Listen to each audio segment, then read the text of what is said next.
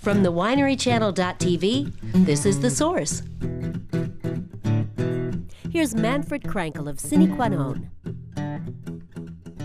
Obviously, everything in wine starts in the vineyard, and we do an awful lot of work in the vineyard, from pruning through leaf pulling later on, canopy management, green harvesting, cluster positioning, as we call it, to, of course, eventually into the winery, picking it at the right time, or whatever that means exactly. The winery we have here is altogether about 10,000 square feet in this warehouse, but what we actually consider the winery is about where we're in right now. There's sort of 2 rooms that we have separate temperature controls in, to some degree, and well, that's essentially where we make the wine. We have our press outside actually, and our distemmer when harvest comes about, but this is sort of our barrel room, 2 different ones where we keep at least the 2 different vintages, 06 and 05, and actually now we do long barrel aged wines as well, so we keep them back to even 04 at this point.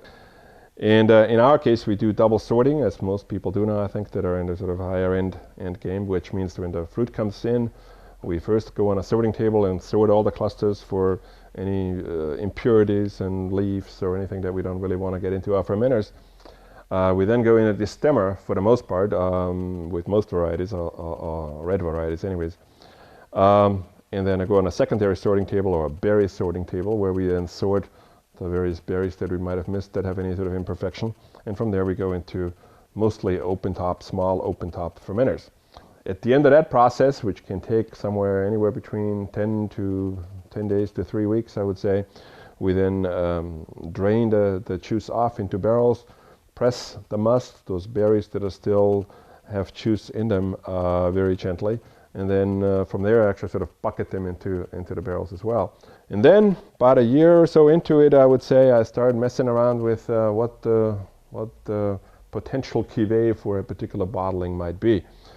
And that's sort of really a very organic, ongoing process, but that I start about a year after the vintage. I start looking at the various lots, see what I like about them, see what I don't like so much about them, see how I think I might be able to improve them by blending something else into it, and I've continuously fine-tuned that until I come fairly close to bottling, and then those last few weeks get a little hectic in my mind because I make myself kind of crazy with what the blend will actually be, and I change my mind 55 times over, and after my wife keeps me in line, then toward the last few days I actually make a final decision, and at one point we bottle it and it'll become a wine, and at that point it's sort of no longer mine, I guess. It gets into the public arena and everybody gets to taste it and say something about it and own it, and it's gone. As you may or may not know, if you know our wines, we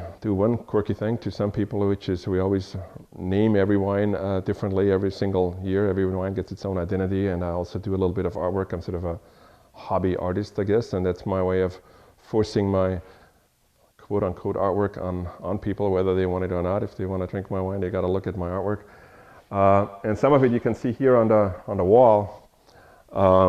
Most of the stuff I do is linoleum cuts or wood cuts. Not all. We also do some drawings and oil painting and other things, but predominantly wood cuts and linoleum cuts. And these are the linoleum boards from which the labels were made. So I carve into them, and then I make a print off of that, and then eventually it gets shrunk down to label size, and that's what they become. And then I come up with names that make some people crazy and entertain me. So we try to be meticulous and careful and thoughtful about what we do, but we also want to have some fun. And so ever since we started, one of the things we've always done, instead of numbering barrels, like most people do at big wineries today, simply number their barrels from 1 to whatever, 500 or 5,000. We've always named them, and we used to come up with a certain theme. That was just sort of a playful way of going about it and have some fun with it all. And so by the theme itself, so it might be famous artists or animals or colors or countries or something, we would know what vintage is it automatically. And then when something needs to be conveyed and somebody needs to say, rack this barrel, we don't have to say rack barrel number 5, but we can say, rack, let's see, I need to put my glasses on here. Like in 05, we could say rack Mark Barton. And Mark Barton was a mass murderer, and in '05 all of our barrels were named after famous mass murderers because the thought was that those wines will kill you. So I'm going to take a little bit of Grenache out of here. That's from our own vineyard, 11 Confessions from the '05 vintage, and I'm going to see what I think about it.